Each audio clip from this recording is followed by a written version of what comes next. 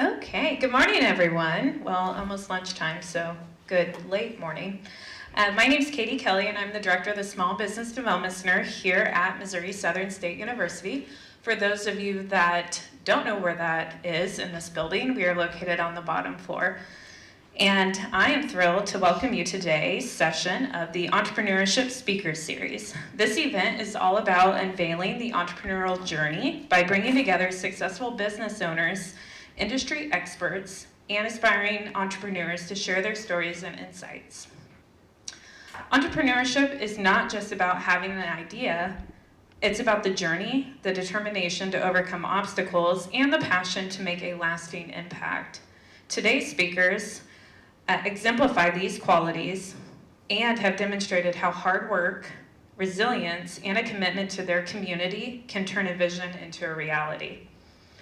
We are excited to have with us today Matt Baumann and Matthew Ball, also known as the Mats, the dynamic duo behind 24 Elite 24-Hour Gym.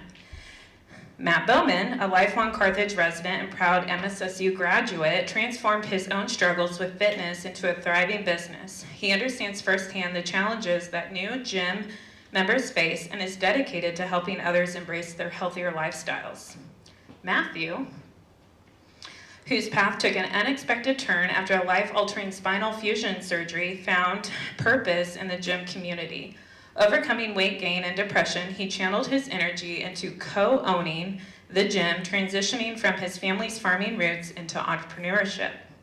Together, the Mats have created a space that goes far beyond fitness. It's a true community where individuals are encouraged, challenged, and empowered to transform not only their physical health, but their overall well-being. It's a place where connections are made, friendships are formed, and lives are changed forever. On a personal note, I can proudly share that 24 holds a special place in my heart, as that's where I met my husband. Despite facing tough competition, they've earned consistent recognition as the area's best gym, known for their transparency, 24-hour access, spotless facilities, and genuine care for their members. Their story is one of transformation, not just of their own lives, but also for the countless people they've helped along the way. Please join me in giving a warm welcome to Matt Baumann and Matthew Ball as they share their inspiring entrepreneurial journey with us.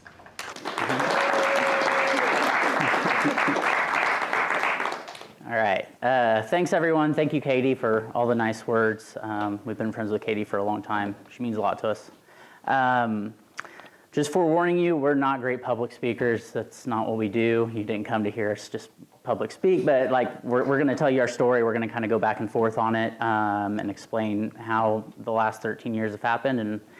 But this has also been a really nice time for me and Matt to sit down because we have been so busy over the years to kind of revisit our story. I was honestly texting Matt and Danielle Sunday night about how the timeline fit together. I couldn't even honestly remember parts of it anymore. So it's been nice to revisit this and share this story with you guys. Starting out, it really starts with my fitness journey. When I was in junior high, I was a chubby kid, and kids are mean at that age. So I wanted to lose weight, and I absolutely had no clue how. And back then, there wasn't as much information about diet and fitness as there is now. The internet was just kind of becoming a thing at that point. We're pretty old, so yeah. It kind of started with a new pair of running shoes. My mom and dad got me a new pair of running shoes that I loved, and I was like, I'm going to try to start running, and that's what I did. I started with a mile a day, and I worked up from there, and I became very determined with it. I was very consistent, and so I kind of figured out at least a means of exercise to lose weight. But the diet part was really where I struggled. I came up with a really terrible diet, and I don't even want to tell you what it was because it's that bad. But I struggled with it for years. It was so hard to maintain. I just felt super unhappy. I never felt well because I was always not eating enough calories. I was malnourished. It just seemed like a losing battle all the time, and I was very frustrated with it. And that's at the point I was kind of getting to a breaking point, and I found lifting weights, and that kind of just changed the game for me. I was now not really concerned with just gaining fat. I was just more, I was finally building muscle, and I finally realized I can eat food and eat a higher protein diet to actually put on muscle and not just focus on that fat that I was always worried about gaining. So that's really where it started. It honestly took me about a decade to figure this out. It's just kind of frustrating looking back on it that it took me that long to figure everything out, and I really thought that I could fast track this for other people and give them the information that I wish I knew in the beginning to make this a thing. So that's really where my passion came from it. And then by this time I was in college. I was working a job that I thought had advancement for the future. But once I got out of college, I realized there wasn't really a future with it. And I found myself unemployed and trying to figure out what I wanted to do with my life. With the 24-hour concept coming around at that point, it was very new. We were lucky enough to get a 24-hour gym in the area, which I instantly joined, and I loved it. I loved being able to go anytime I wanted to and just be able to work out, whenever I wanted. And I started, I was working out there with a friend.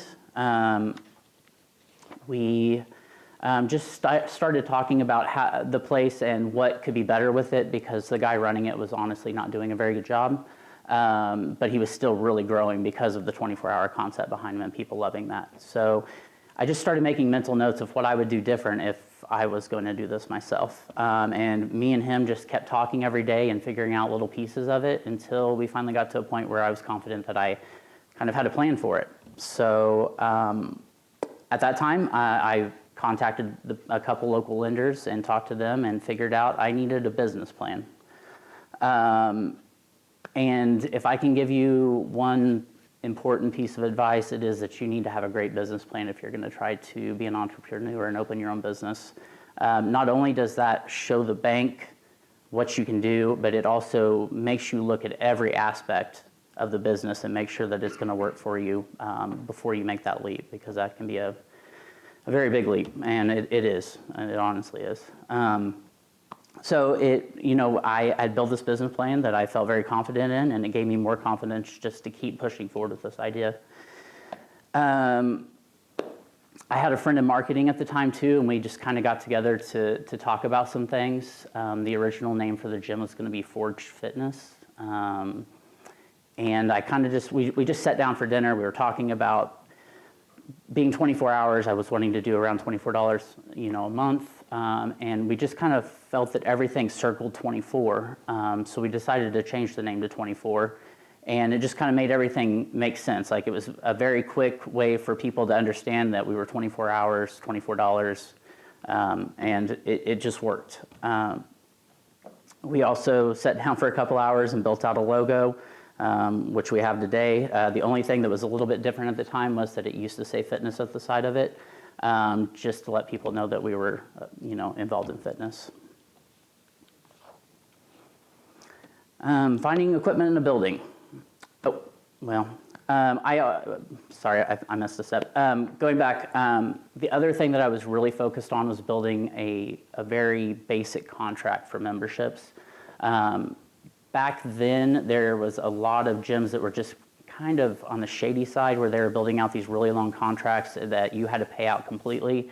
And it just gave a lot of people a bad taste in their mouth about gyms. So, and I was opening in the town I lived in. I didn't want to give myself a bad name. I didn't want people to think, oh, there's that shady guy that builds bad contracts and screws you over. And I wanted people to be able to quit or cancel if they had to because something happened, and not feel like I burned a bridge with them. So we made a very cheap cancellation policy to where people could come back over and over, because I knew in a small town like we were in that we were going to need repeat business. So then finding building and equipment. The building part was easy. There was pretty much a perfect building sitting in the center of town that wasn't being used, that I bought for fairly cheap. It was a 5-unit little strip mall that we tore out all the walls in and made one big unit, which was about 3,200 square feet, was the size of the first gym. Equipment was a little harder. I didn't think it would be, but when you're 27 years old and you're trying to buy really expensive commercial gym equipment, there's a lot of people that don't really take you seriously. So I talked to a lot of people about getting quotes, and a lot of them didn't get back to me at all. Luckily, there was an outfit out of Kansas City that did believe in my vision. We went up and saw their equipment, and I ended up ordering my first equipment through them. And we officially opened in June of 2012. The first year was great. It was a slow build, but I was meeting a lot of new people and getting them into fitness, just talking to people all day long about it, and I loved it. And I was pretty happy with the decision I made at that point. Meeting Matt. It was about 6 months after we opened, I believe. We had a grand opening. We had the radio station come out, and it was a big success. We had way more people show up than we expected. The place, like I said, it was only 3,200 square feet, so it was packed. I mean, no one could work out in there except for Matt. He was on the elliptical by himself. I was just like, who's this crazy dude in here still trying to work out when there's like 1,000 people in here? But in the next few weeks, I found out who Matt was. We started talking about his back injury.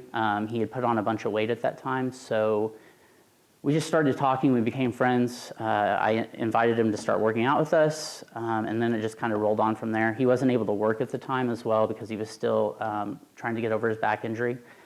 So he was just hanging out a lot with me. I was trying to figure out maintenance and stuff on equipment at that time, and with his farm background, he was just kind of good with his hands, and he helped me out a lot with that. And we just started talking about possibly expanding from that point. And early on, I just want to make this statement now, we realized that we were onto something. We were growing so fast that we decided super early that we just had a growth mindset, that we were just going to keep reinvesting all of our money back into the business for quite a long time, just so we could keep opening and keep expanding. It was really the only way that we were possibly able to do that, just with how expensive things are. And this is a good place for me to introduce Matt and for him to start out with the next part of the story. Hey guys, I'm Matt Hall. I kind of wanted to start out with a little bit of my backstory, my history. Grew up Carthage, Missouri, pretty much my whole life. Went to school there. I did happen to have the opportunity to take a couple years, and for my junior and senior year in homeschool, I was at the time really looking and grinding to go into the farming. That was what I was putting all my eggs in at the time, and so if I could homeschool, I could farm at the same time. So I ended up graduating a year early from Lighthouse Christian Academy, and then was able to dive straight into the farming operation and had my own little cattle farm. That's what my dad did. Seeing my dad take what he had, literally nothing in 1987, and developed what he has today was inspiring. And one of the things I learned about growing up and working on the farm was hard work and dedication goes a long ways. Seeing my father literally work 7 days a week, 12 hours a day minimum was his standard. Like that, if you didn't work 12 hours, you didn't work. And so seeing that also taught me about life balances too. You also have to find balance. There's times in your life that you have to grind and you have to dig in and you have to put those kind of hours in, and then there's times that you need to find that balance of work and life and self and mental health and everything along those lines. And so shortly after that, I got married at a really young age. My wife's actually sitting in the middle right there. And got married at 19 and 18. I don't recommend that to anyone. It's been a long road of growth together. You don't really know who you are as a human being or a person yet, and until you're in your mid to late 20s, really, you're still growing as a human being. But we had the privilege of growing together and sticking it out and making that work. And so then getting married, getting your own place, becoming quote unquote a man in society, I started thinking I knew how to farm better than my father, who had farmed for his entire life. Wanted to do things my way. So it was causing somewhat of a hardship of butting heads, and our relationship was going down the toilet a little bit, so I opted to take a step back and I went to work off of the farm. And I started working down in Springdale, Arkansas, and I was just a quality assurance technician at a poultry plant down there, and that job ended up leading into a lot bigger role and moving me out to or moving us out to Wilson, North Carolina, to run a sanitation side for Smithfield Packing at one of their plants. And so that, being able to have those opportunities and taking that step also prepared me for a lot more of this journey as well. Sometimes in life you don't understand some of the things that get thrown at you, and then later on you're able to sit back and reflect. And like Matt was saying, us sitting down and looking at all this stuff, it really puts our bigger picture back together and understand some of the things that happened earlier in life led to all of this. And so in doing that, I was promised a job if I was able to take on a plant and fix it, that I would be moved into their largest plant, which come with a double the salary I was making at the time. And long story short, I didn't get that in writing. I didn't get that in a contract. I had a verbal agreement with them, and then the president of the company ended up hiring his nephew at 22 years old to go run that large plant with no experience. Left a bad taste in my mouth. So, just one thing to think about is contracts. When you are talking in the business professional world, contracts are key. Make sure you get what's in writing, what you need. And I was young and didn't have any of that knowledge. And grew up on the farm with my dad. And if you say something, that's what it means. That's the same as a contract to us. So didn't make that work. Ended up moving back home. We had my son while we lived in North Carolina, Douglas. Ended up moving back home, 17 and a half hours away from home. We had no other family around us out there. And so we got moved back home, and in doing so, went back to work on the farm with a different mindset, and was able to gel and prosper and make that work really, really well with my dad. And then at one point, I ended up getting hurt on the farm, and it ended up setting me back pretty bad. And it was a multilayer spinal fusion. So I was 26 years old. I had the largest spinal fusion of Dr. Ibsen out of 4 States Ortho for the year. And so basically my entire lumbar is now fused solid. I don't have a lumbar anymore. And in doing that, that put me down a path of not even being able to take myself to the bathroom for a while. And that just wasn't being so self-sufficient on the farm and working with your hands and be able to do anything and everything at the point, not even be able to take yourself to the bathroom, just hit me mentally really, really hard. Put me in a very dark place. I went from, I was probably 280, 290 pounds all the way up to almost 400 pounds in that short window of drinking soda and eating chips and playing video games and really not existing in life in reality. And so I knew I needed to make a change. Something was wrong. Like I needed to get back to work. I needed to support my family. I had kids, and I needed to do something for them. If I'm not going to do it for me, I have to do it for them. And that's what led to me initially going to the gym the first time.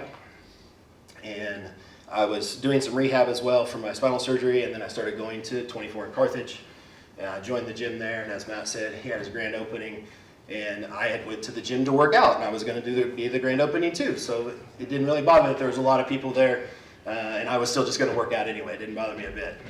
If you get too close, you're going to get some sweat on you. And I will say that fighting that depression and mental state, it didn't just fix in a day or two. Going to the gym, it took months of getting there, and it took resilience, and it took time, even 6 months later, not letting yourself fall back into that. Because you always have those blips in life where something comes up and you get derailed for a slight minute, and you just got to hold yourself accountable for yourself. And that was the one thing that I was working on at that point in time. And meeting Matt and helping, he was actually able to help me with all of his past, of his diets and everything like that. He was able actually to help me get a better kicked off start to it. So like I said, I was about 400 pounds, and within a 9-month to a year window, I was all the way back down to 300 again, and was just going great, feeling way better mentally, physically. I was in less pain, even just dropping that weight. My back didn't hurt near as bad. And so being able to have his knowledge of his mistakes that he made even younger set me up for success a lot faster, made me realize that that was something that I wanted to do too. So I went to Matt initially kind of looking for a job, because the doctor told me, hey, you're not going to be able to farm again. And of course Matt said, well, I don't have a job for you right now. That's not a thing. And I said, okay, well, what about opening another gym? Like, why don't you open another gym and I'll come work there? And he goes, well, we haven't had this one open that long. Like, we gotta make some money. And so then that got my gears turning, come back to him. We just kept talking, and I kind of kept pestering him a little bit, poking the bear every day. And eventually said, you know what, why don't you just get a business plan together, run some demographics, just bring me some information. And so I did. I brought him all the information that I had. I ran the demographics of Joplin, the city, the town, how many people are in it Monday through Friday, how many people are in it before 5 a.m., after 5 p.m., and street counts, traffic counts, and went back and set it all out to him, and he said, okay, wow, okay, this could make sense. Let's explore this. Let's see what we can make happen. And so we were able to go to the bank, and we were able to work with the bank again to help us on this, our second location. Now, mind you, this is all early 2013, and so he had opened June of 2012, and by early 2013, we were already talking of expanding into Joplin and figuring out how this was going to work. The bank, we filled all our paperwork out for the bank. One of the things is having a good business plan. One of the things that the banks didn't really like about our business plan was we had used the numbers from Carthage, and we just multiplied in bigger town and set ourselves up for we would be breaking even within 3 or 4 months of opening. And the bank actually rejected our business plan originally. They just said, hey, those projections are too astronomical. They're not real life. So we just adjusted them down, and we did. And we happened to find a place there on 7th Street. It was an old Aldi's. Keller Williams Realty was next door to it, so that's what we call our OG Joplin gym. And we started the process, getting in the building, starting the construction. Everything was going good. The bank was good. And once we went to the city to get our first initial construction permit, it was going to the city was like fighting tooth and nail. We went there, they said, hey, you need this and this. We went back to the city with what they asked for. They then turned around and said, well, now you need this and this. We went back, and after about the 5th time of doing that, we now are paying rent on a property that we're not even able to do construction with at the time because we didn't have our permit to do this construction. So we met with the city manager, and all things worked out. We were able to get construction, able to get the place up and going. Right before, it was like a month and a half, 2 months before we were set to open the doors of that 7th Street location, Matt calls, and he's received a certified letter at the Carthage gym. And he said, hey, we need to talk, we need to get over here. And one of the national chains had sent us a certified letter from their lawyers in Dubai to let us know that we were infringing. They were basically a cease and desist letter. They wanted us to close our doors. So the national chain was upset that our logo resembled. They were upset that we used the word fitness, and our lawyer told us, hey guys, you're gonna have to play nice. They make more money in a day than you make in a year. They'll just drag it out in court and bankrupt you if we can't figure out how to make this work. So we went back to the drawing board. We're people of principle. We didn't understand the big issue of the whole entire thing. But we did understand that they did not like the fact that we used the word fitness. And as Matt mentioned earlier, that was our original logo. It was a big 24 with fitness up the side of it. And so we come to terms on if we just removed fitness completely, that they were okay with everything. And so it was nice. We hadn't already paid for our signage yet for 7th Street.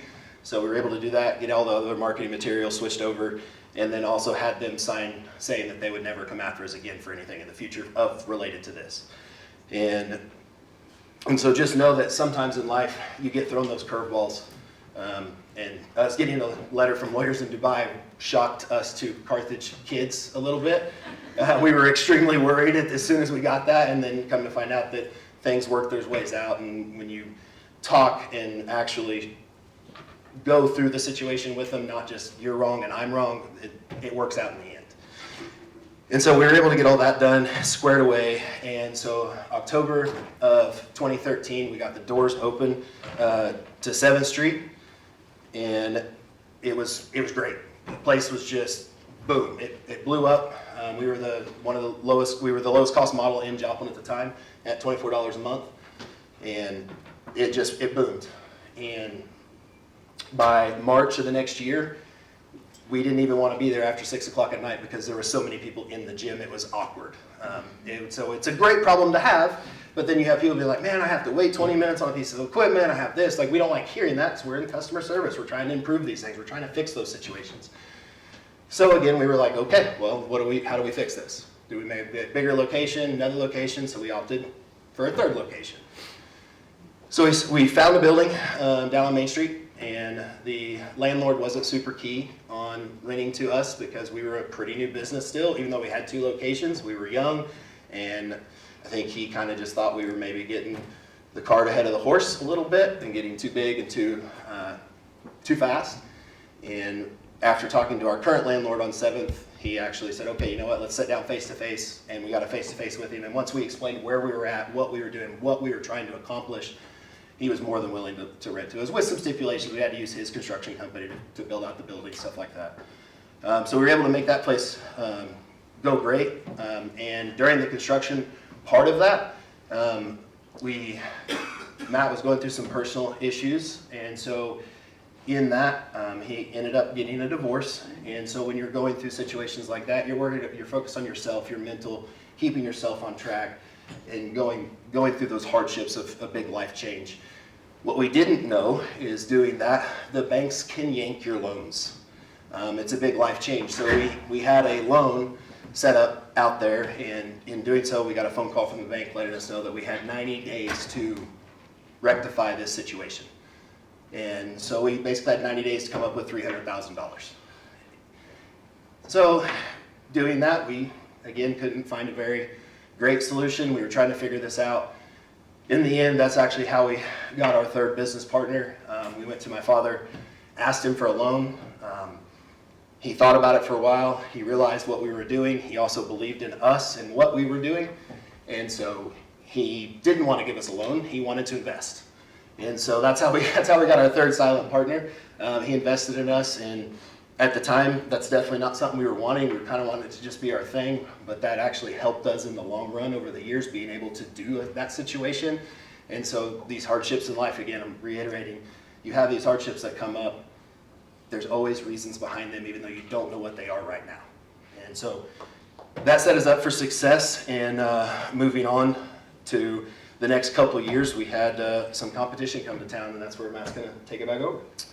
So things were going great. We were super packed. We were just trying to always find financial ways to keep growing because we were just bursting at the seams everywhere, which is a great problem to have, but still there was just people upset with us because of just not having the room to work out. So we knew we were getting competition in Joplin, and unfortunately we're getting 2 new gyms at the same time. Right at the beginning of the year, we were getting a gym called Club Fit that was coming in to replace the powerhouse gym that we had here, and then we had a new gym called Cola Fitness come to town. They're both low-cost models, so they were both coming to town with offering a membership less than $10 a month. Which is crazy, and it's kind of gimmicky, but so they were just coming in, and we knew we had to do something about it. So we kind of did something a little different, but it was more of a strategic plan on our end, that we decided to expand Carthage because Carthage was busting at the seams at that point. Like I said, we were 3,200 square feet. We had over 900 members at that point. It was miserable to be in there. So we found a new building, and we just thought that we knew Carthage still had room to grow and to expand the membership base, which creates more revenue. And we were just kind of diversifying our revenue where we knew we were going to take a hit in Joplin with this competition coming in, but if we were making more in Carthage, it could help offset that. So that was the plan. So we found a building in Carthage. It was a great building right in the center of town. It had been a building that had been used for a lot of places in the past. It had been a movie theater. It had been a church. It had been a racquetball club.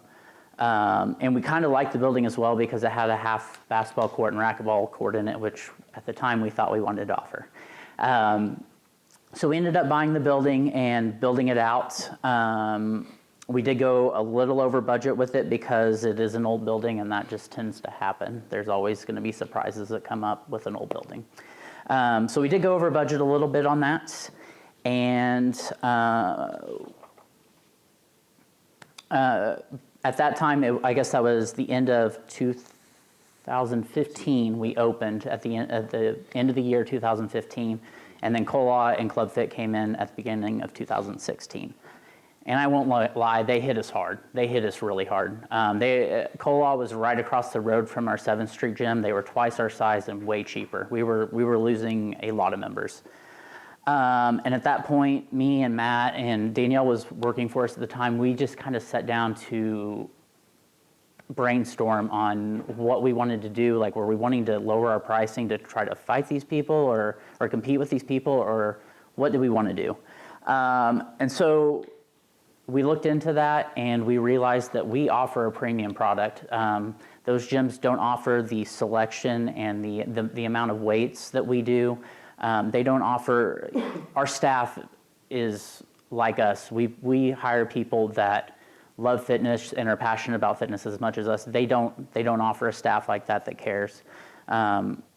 There was just a lot of things that we had that were premiums. The other big thing that we do is we get new equipment for our gyms every year, and we keep things super maintained. You're not going to find ripped up pads and machines that are out of order for a long time with us. And we knew that if we dropped our prices, we wouldn't be able to keep that caliber of that we wanted to keep in our gyms. So we honestly let those two fight it out. The next strategic move we did make, though, is as soon as they started hitting us, we realized that we needed to do something else, and we decided to open a location in Webb City.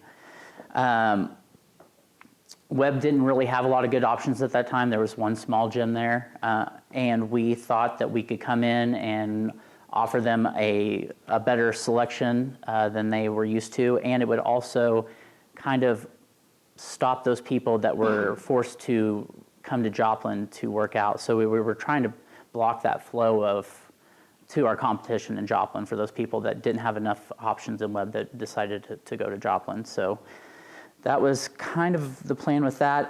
The only thing that we really did kind of mess up on, which wasn't a horrible mistake, but since we were kind of forced to start this at the beginning of the year, that's when we usually open gyms, because you want to hit the rush at the beginning of the year. It just makes the most sense. So we opened mid-year, so Webb was a slow grower. That first year we were a little nervous about it just because it did take some while to build up a membership base there, but it all worked out in the end, and Webb is still a very successful club for us. Also that year, we made another mistake. Since we did 2 gyms back-to-back, I mean, it was as soon as we finished Carthage, we were already working on Webb City.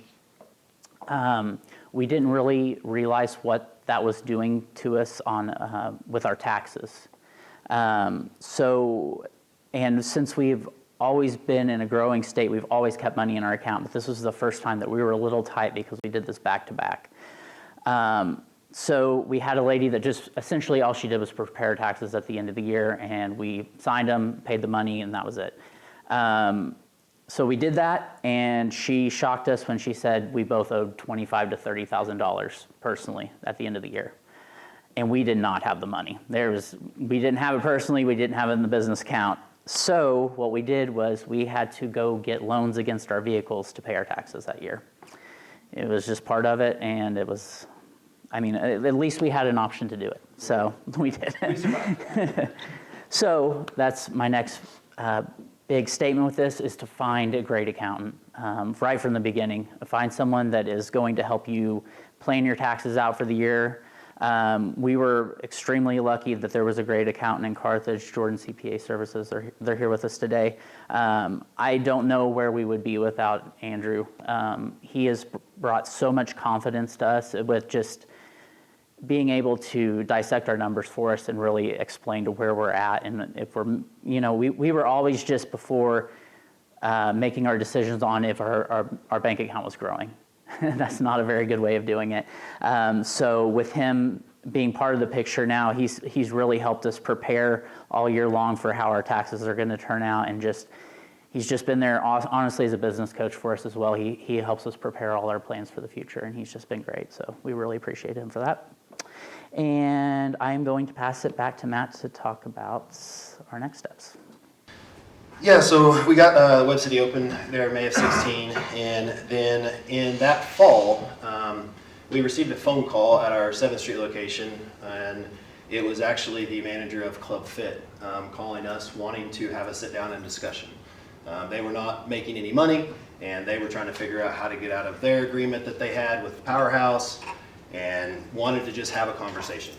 So we didn't know exactly what that was going to look like going in, but this is still a pretty small community. So when me and Matt walked into the old Powerhouse Club Fit gym that evening at like 5 o'clock in the afternoon, when the gym is the busiest, we saw all kinds of familiar faces. And of course, our phones were blowing up as soon as we sat down in the office. What are you guys doing here? What's happening?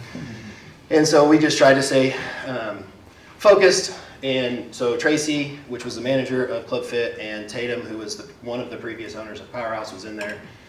And they basically just said, hey, we just want to sell it. Like, we're done. We just want to sell. We want you guys to buy it. And here's the price. And so it was a very high number. And we just looked at each other and said, okay, well, we got to think about that then. But then for us to make the decision, we're going to need, we need your monthly revenue. We need your monthly expenses. We need to know any outstanding debts you have. And just a big checklist of items to go through that transition of trying to figure out if we could purchase them or not, because we had just made a bunch of moves in a short time frame. So from 2012 to the fall of 16, we had done all of those moves with Carthage, 7th, Maine, redoing Carthage, now Webb City, and so funds were still fairly tight. And so we went back, crunched the numbers, came back and made them an offer that we thought we could make work for us financially, and that we thought was fair in what they were offering to sell. And it ended up working out. We were able to get that place purchased. And now it did have to be purchased on a very tight time frame, so we were thankful for our connections with our banking institution as well. That phone call come mid-November, and we had to have that building purchased by December 31st. So we had about 45 days to get that transaction purchased and done and over with to make it happen. We were lucky enough that it did work out that the previous Powerhouse owners did bank at the same place, so their current loan was with our institution as well, which did make that process a little easier. And so we were able to get that place, and we retook ownership as of January 1. And we walked in, the previous manager was supposed to hang out for like a week to help show us the ropes of these things, and he skipped town. We literally show up January 1 and he's not there. I show up and one other employee's there, and she had been there for 2 weeks. And the next employee showed up about a couple hours later. He had been there for 3 days. And so it was a rough couple of days there. We spent a lot of time on tech support, trying to figure out how to run their operating system, because it was different than ours. They used a different company than we had used. They still work similar, but everyone has their own ways that their system works and operates. And so after a few days, we kind of got that lined out. And the gym there did need a little bit of a refresher, so we gave it some refreshing. Got it back up to a little bit of our standards. But at the same time, we had our 7th Street location, which was 8 to 10 blocks down the road, still open and operating while we had purchased this place. And so we had a lease agreement with that landlord there. And so we talked to him about breaking that lease. Hey, we're buying this other place. We got to figure out a solution for this. And so we did keep that place during the busy season. One, it gave us technically more square foot for all of our membership base. But then also we had to help appease them as well, because we had a lease that wasn't up. And we didn't want to get stuck paying the entire lease out. That would have been, I think it was like $120,000, $130,000 to pay that lease out. And so we agreed to stay. We would pay him another 3 months post us leaving, essentially, to break our terms, so that gives them time to find another tenant. And so we did that, and then that day we closed 7th Street down, moved majority of the equipment over into the North Park Club, did a big rearrange, did all that within a 2-day period. And in doing that, we got the 7th Street location closed, got all of the equipment moved. We did have a few issues with our processors, so having 2 different processing companies, one of the first things we did when we did buy that place, members would come up and say, hey, when can I use the other gym? When will my key tag will work there? So we had 2 different softwares that don't talk to each other.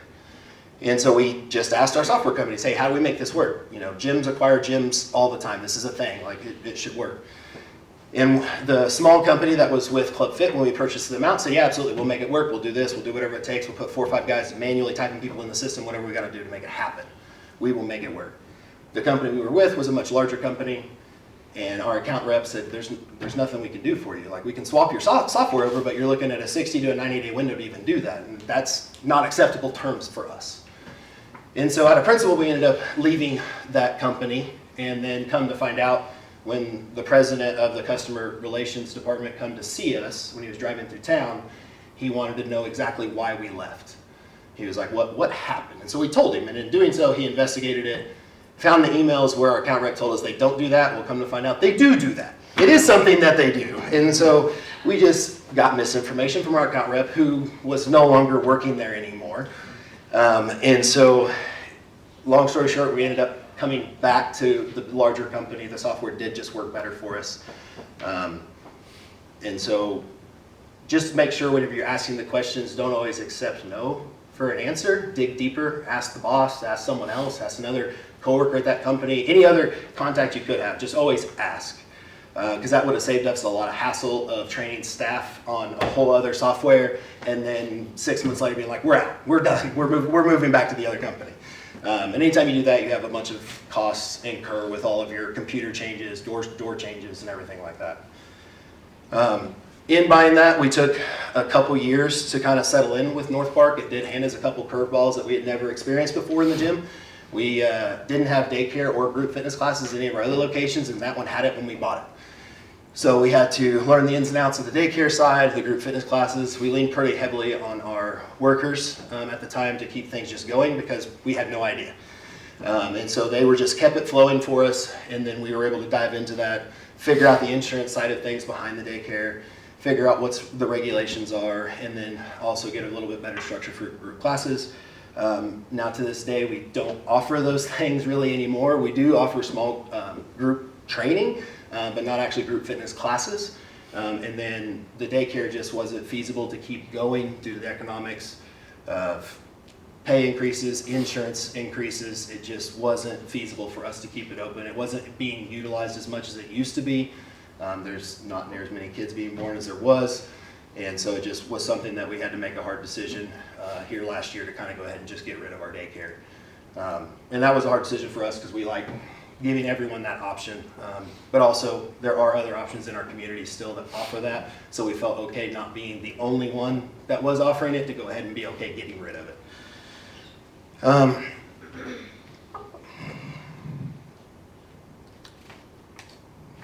Sorry about that. Yeah. And so we did take a step back to reevaluate a lot of different things with our business at that point.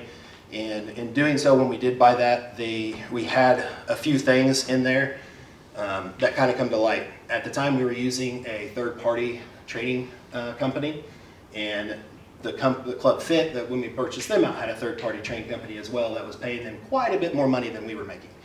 But we did partner with a local training company. We did like that, which led us to sitting down to try and figure out, hey, how can we make this work for everyone? Inevitably, it didn't work. We couldn't make it work, that's business. It's how it works. So we parted ways mutually. In doing so, some of their trainers and clients liked the atmosphere of training in a gym versus a private studio style training. But some of the members and the trainers liked the private studio style. So we kind of just parted ways. A handful of the trainers come with us to stay in training in our facilities, and the rest of them went back. That did lead to the trainers getting lawyer letters saying that they had signed a non-compete, which they're not legal in Missouri anymore, but at the time non-competes were still a thing. But they cannot tell you that you can't do the profession you're doing. If they would have went and opened their own personal training studio, that's when a non-compete can come into play in that type of situation, but they're just doing their job, their profession, what they're doing, just in a different place. Also in that same time frame, we did spruce up the North Park gym, all new flooring, paint, lighting, redid the bathrooms, added more equipment, and just kind of gave it a big spruce up to get it to our level of standard of what we like to operate with. Because when we first bought it, it wasn't there, but we didn't have a lot of money to make it get where we needed it to get.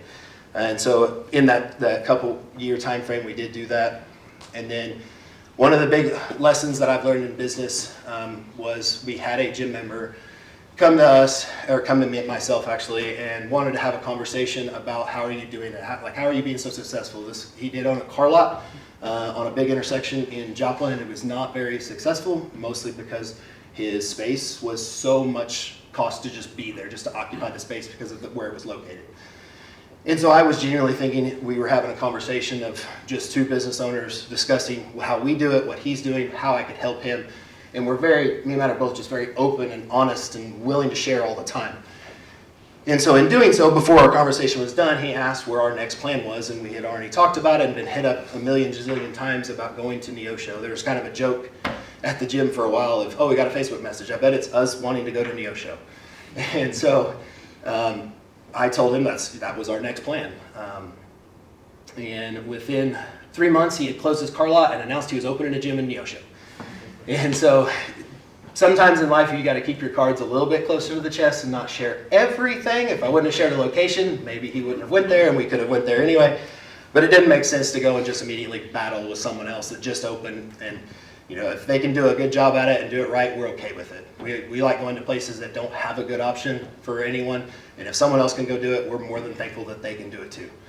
But in that, make sure you keep some of the stuff just a little closer to you. But since we lost Neosho, we had to start looking for other places, and that's where Matt's going to take it back over. Yeah, so we were looking for another option. We had a friend who was also one of our equipment reps. He was honestly the guy that sold me my first equipment, so we'd been friends for quite a while. He took us out to lunch and just hit us up about coming to Monette. He lived there his whole life, was telling us how great the people are there.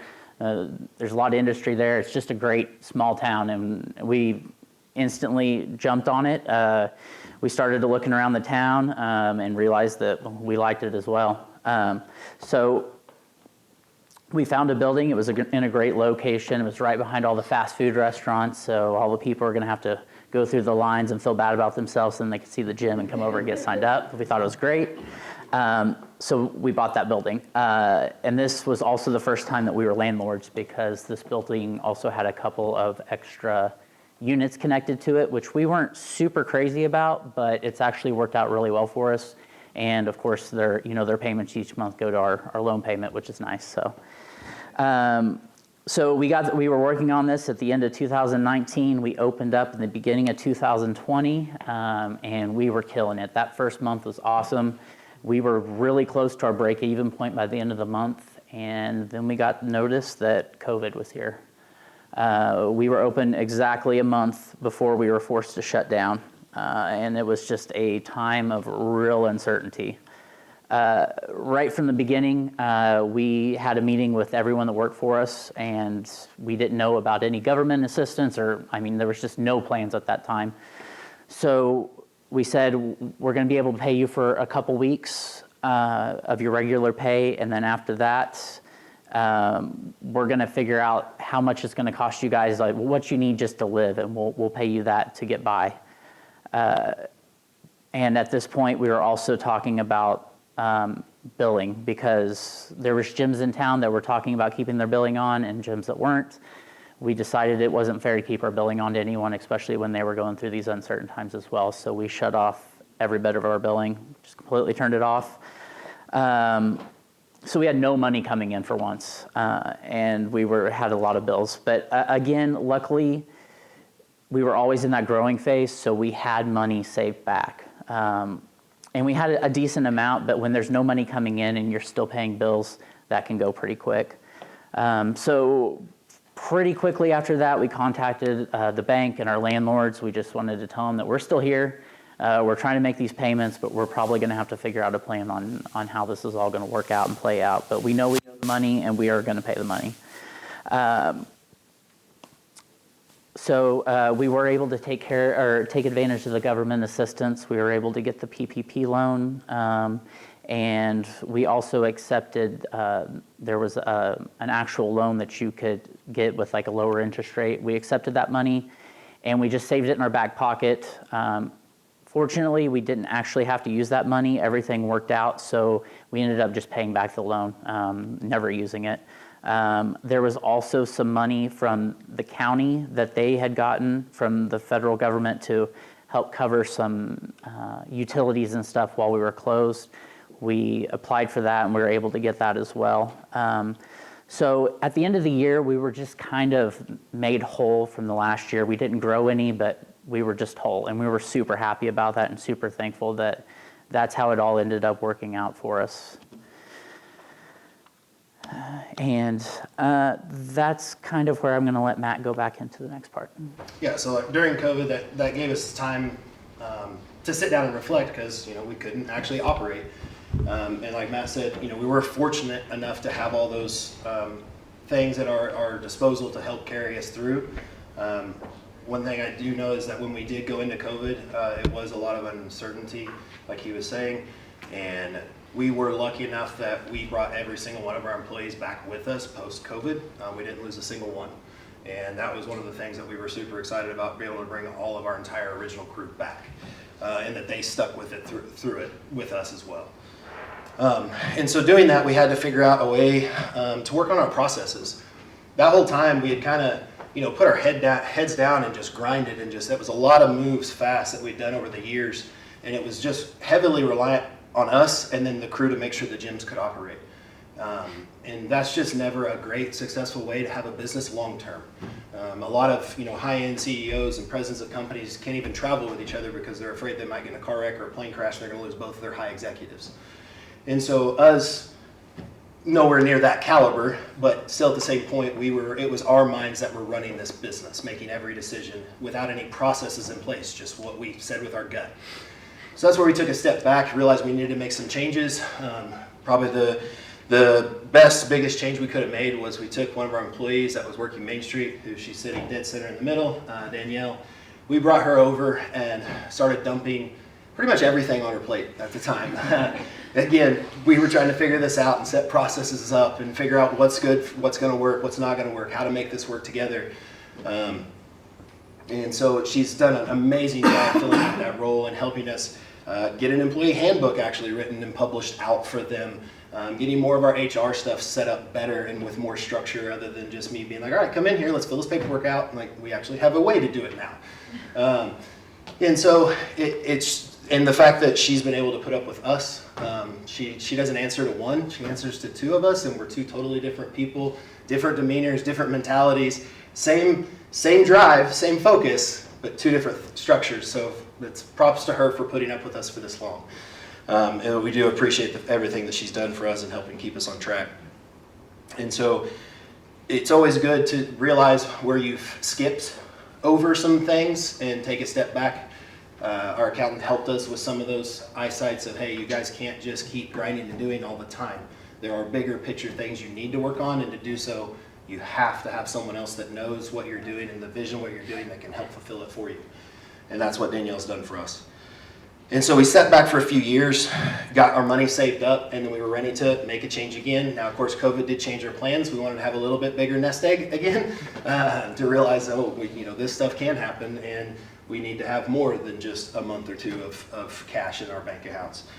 So then I was actually driving to a show choir competition for my children up in Nevada, Missouri, and I just drove by this big brick building. I took a picture of it, and it was blurry. I couldn't even see the number because I'm not good at taking pictures anyway, my wife can tell you.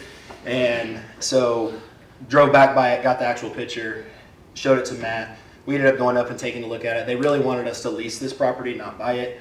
In the beginning, leasing is a great way to go. It can help get you going faster with a lot less overhead. In the end, we genuinely like owning our properties better. Long-term investment that way, and you're paying yourself to be in it, essentially. And so we ended up making this one work. This will be the largest building purchase we had. That building is 60,000 square feet, again, but also had 5 tenants in it already. They were roughly about 2,000 square foot a tenant. And then one large part that used to be an old grocery store that was still open for us with 2 other vacant spaces as well. And so we were able to get that place purchased. And again, buying old buildings, this was a very old building in the town, you're going to run into some headaches and some uncertainties. And we are extremely hands-on when it comes to a lot of this process. And so at one point, we cut the concrete out. I think a couple of you here went up there and helped us. At one point, Matt was in a trench that was about 20 inches wide and about 5 foot deep, digging out. I got out of that. I don't fit in those areas. So I got out of that one. I didn't have to dig that. And so, but again, we just stay very hands-on, mainly to save costs still to this day. Sometimes our accountant doesn't think we should do some of those things, but we like working and like being involved from the start to the finish of the project. So we're on site from the time that you cut the concrete to the time you set the computer system up. All part of the construction process. And even during the Nevada issue, our processing company, the one I talked about earlier, did a massive update and cost us between $50,000 and $70,000 within a 2 to 3 month window for their update. Was causing billing issues, zeroing out invoices, just all kinds of hectic stuff that they couldn't actually answer why was happening. That led us to start looking for another processing company. All while we were doing the construction up there, we were having meetings on our phones and Zoom while there's people running skidsters and stuff in the background. And they, due to the fact we were having issues, I really wanted to switch. We thought it would make a really good choice to find another company that could do what we needed to do. So in 10, we went and sourced out and found a company out there that's called Club Automation, and they were day and night above all the competition is what they basically told us. They did a big over-promise and under-deliver with their company. And again, we signed a contract that, we're stuck in for a little bit, which is okay. We're weathering that storm. We're working with them to help them make their software what it needs to be. It's the only way I can stay somewhat positive in those situations like that, is we're helping them make it to how it needs to be for us. And so just know that when you make those, this was a miscalculation. This has cost us money making that choice, making that switch. And just know that when you make those miscalculations, it's not failure till you stop. Like, you can always make more money, you can always adjust, you can always adapt, you can make changes. And so our changes, we're working with them to get it to do what we need it to do. And so again, to reiterate, like month one with that new company, they couldn't process 70% of our revenue. And we don't operate on that kind of profit margin, so when you don't make 70% of your revenue, you go backwards very, very fast. They did get that corrected within 3 months, to where if we wouldn't have had a pretty substantial cash background, it wouldn't have done well for us. And then on the processes, some of the stuff we worked on that we wanted to do is we wanted to actually train employee before we actually opened. And so we made that call, we pulled that trigger, brought a new employee down to train ahead of time down in Joplin, get under at least where they knew the software side of things, and then we can teach them that facility as we get up there and get going. And then that didn't work out, and we didn't take that as a failure. Not everyone fits in with you. If they don't fit in with your morals and your mentality and your atmosphere that you're carrying for your employees or your business, it's better that they don't stay anyway. Not everyone fits everywhere, and even if you're just looking for a job or you're trying to start one, not every employee is going to work well for you, and you're not always going to work well for a boss. You've got to find where you fit for what you're trying to do and what you need to do for yourself. But Nevada ended up opening March of this year, and it went great. It's been one of the fastest growing gyms we've put in so far. And we're just thankful to be in that community. We're thankful to be in all the communities we are in today. And like Matt mentioned, we buy one of the things we buy new equipment every single year to keep our facilities up. I did want to share, we didn't share a whole bunch of numbers. I did want to share just a few numbers before I hand it off back to Matt to close out here. And for instance, in a 1 year's time frame, we spend over $100,000 just on replacement pads for equipment. Our utility bills average $3,000 to $6,000 a month per location. And then insurance is $100,000 a year just to have insurance. And so the fitness industry is an expensive industry to be in, and can be scary at times, just like anything. And just know that sometimes you just got to keep the ball rolling to make progress. And so I'll let Matt take it over. Yeah, I've just got a few closing comments. The popularity of the gym has changed so dramatically since we've been in business. We used to have to really sit down with potential customers and tell them, explain the importance of health and fitness to them. But now people are coming in, they're excited, they understand it. And that's exciting to us that this fitness movement is really moving along, and I think it's only going to get bigger from this point on. My life has really just revolved around fitness from such an early age. It's taught me consistency and determination, which I've used all along in building this business, and those are just two values that are really important to me, and I think they should be important to anyone that's wanting to try to be an entrepreneur. And if I could give you one more piece of advice, everyone needs to be lifting weights. Your 80-year-old grandma needs to be lifting weights. It's something that's not talked about enough, but I promise you, you get into a routine with it, it will make your life better in every situation. I promise you that. And one more thing, I really knew I was in the right position when me and Matt could work weeks at a time, working 12 to 16-hour days, and it didn't faze us because we knew we were a part of something bigger that was it was bigger than ourselves, and we just wanted to keep it moving. So we love it, and we appreciate you guys coming to listen to us talk. So thank you.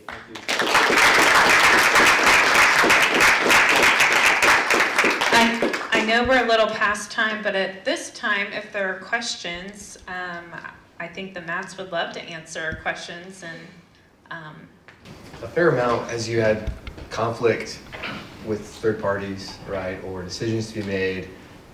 You talked often about how you would have a sit down, like you'd have a conversation with them. Do you have any thoughts on how to build those types of relationships, or how to incite some of those conversations with so that you're making a good decision between and that affects lots of people? Yeah, I think those talks can be really awkward at points, especially when things aren't going the right way. But it's part of business. It's got to be talked about. It's got to be figured out. And if you're not able to figure that out, you're not going to be able to keep growing and moving forward. But I mean, that's just how we do it. Especially with this building company that we have now, me and Danielle and Matt are on Zoom calls with them every week trying to figure out things. But it's part of the process, and it sucks sometimes. But it's just got to be done.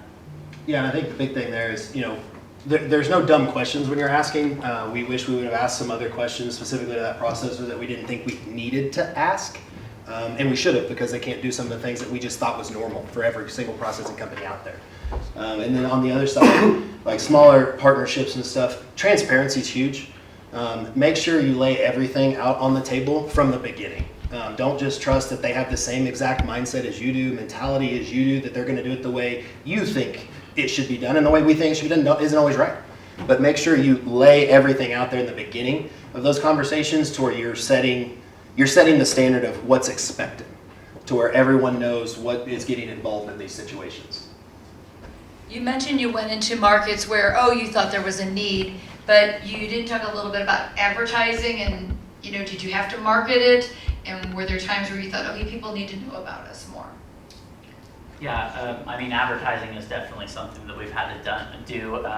We've kind of fiddled around with all of it over the past. Well, it's changed. And that's a big. I mean, we've been doing it. With social media and stuff, that's now really the biggest market out there, when it used to be more TV and radio. Mm-hmm. But it all works. We have kind of changed things, and we are definitely more on the social media side of it. But it definitely takes advertising, and there's a lot of word of mouth to it too. Yeah, the first one that Matt did was more of a guerrilla campaign style marketing. Yard signs and word of mouth, and just pushing it really hard that way with a few radio advertisements here and there.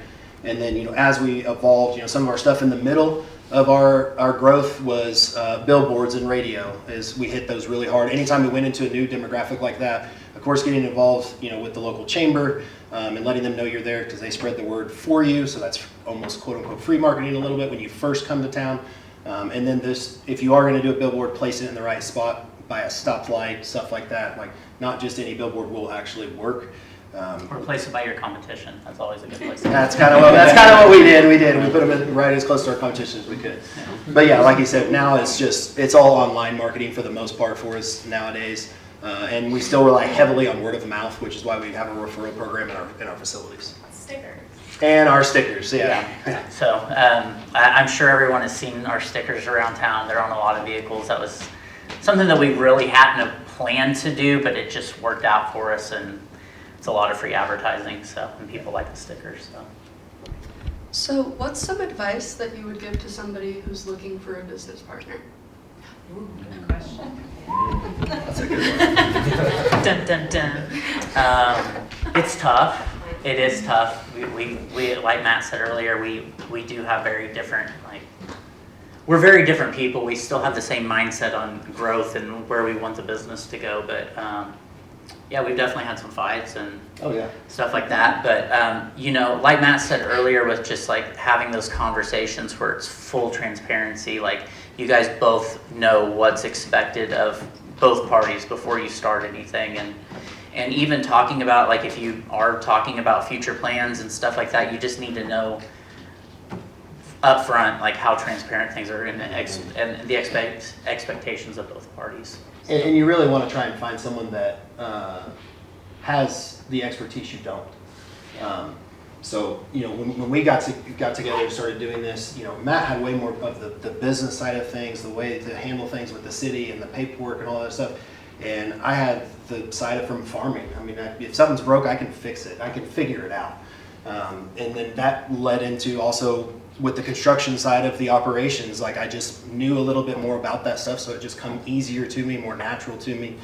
And so that's my opinion on when you're really trying to find a business partner. You need to find someone that has a like mindset of you, but has way different strengths than you have, so you can actually work each other together and build each other up. And if you both have like that, we both have the same hard passion for and love for what we do, and I think that's really what's carried us on over the years. Yeah. Myself, being able to work under you guys, seeing how a business kind of operates has been very interesting. But for others, like, what is something that you guys do as business owners to keep learning to grow their business, not just keep the ball rolling in your own business, like inside your business, like outside of learning from your CPAs and those kind of things? Like, how do you keep learning for your business? That's a good question. We do like to read a lot of self-help books and stuff as well, and we're always watching what our competition's doing and trying to understand that side of things. And you know, we have a lot of group meetings where we talk and we want to share everyone's ideas. We know that we're not the smartest with everything, and if you guys have a great idea, we would like to use that as well. So that's why we keep our dialogue very open with everyone. So. And we watch our other competition. We see what moves they're making and what they're doing. We follow some other gyms that aren't anywhere near us on social media to see how they're doing, what they're marketing, how they're like just researching other places and what they do. And anytime we do happen to travel, we try to get ourselves in someone else's gym to see if we can improve what we're doing. Like I said, we're not perfect by any means. We're always looking to improve.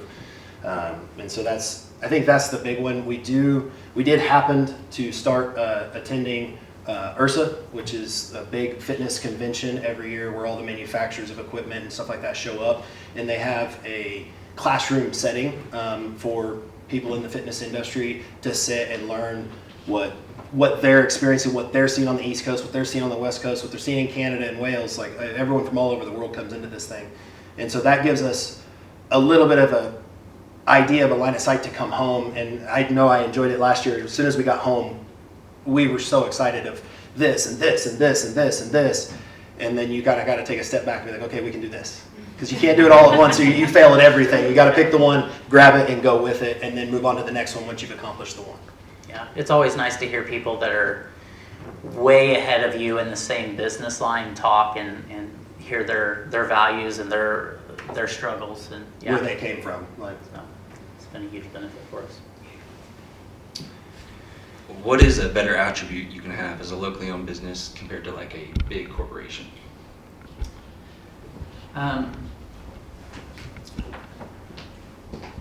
I think what's worked for us is just that we are local people. We've lived here our whole entire lives, and that when people get to know us, that they understand that we are here just to help them, and we want to benefit them and keep expanding on this fitness movement that's happening. So I think that's something that we bring in and you know, even with our staff, we hire you guys with the values that you guys are passionate about fitness as well. I mean, that's part of like, you know, the interview process and the questions that we ask you on your application.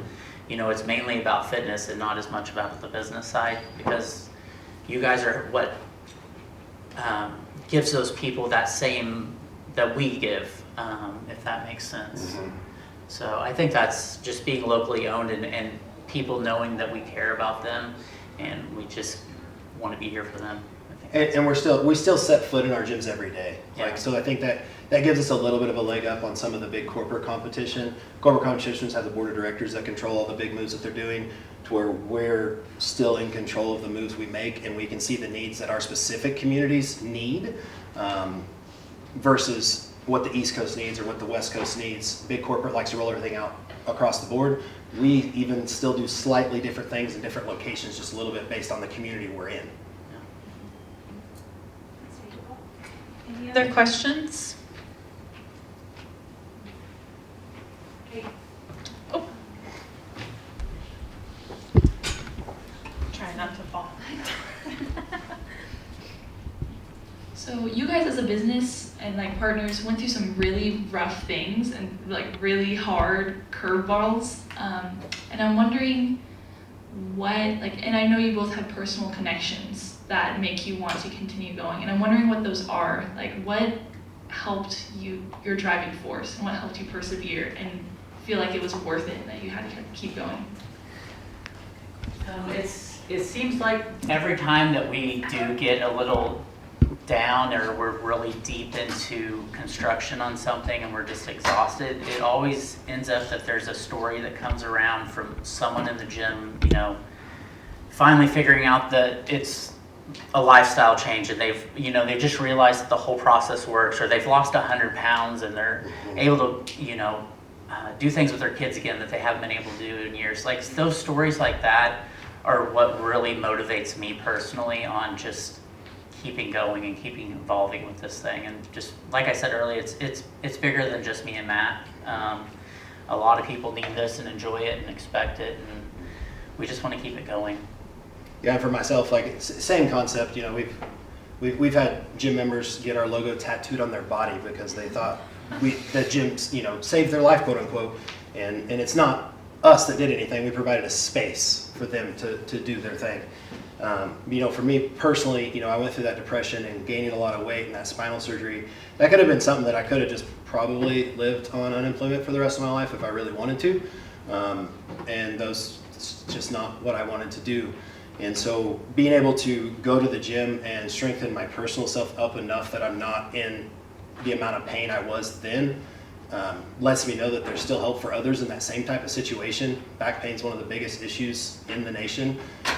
And so I have a little bit of the insight that hopefully I can help other people with those same type of issues be able to get through it and be able to be there for their family and everyone else to where they're not hurting as bad. Anybody else?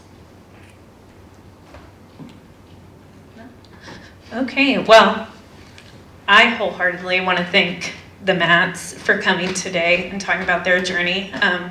Their gym has changed my life in more ways than I can count, and I have found a lot of lifetime friends there. So thank you guys for speaking today, and we will finish off the semester with our last speaker on November 22nd with Kelly Redden, aka Nana Claus. And you can learn more on our website at mssutraining.com. And again, thank you, and we appreciate you being so vulnerable with your journey. So, thank you.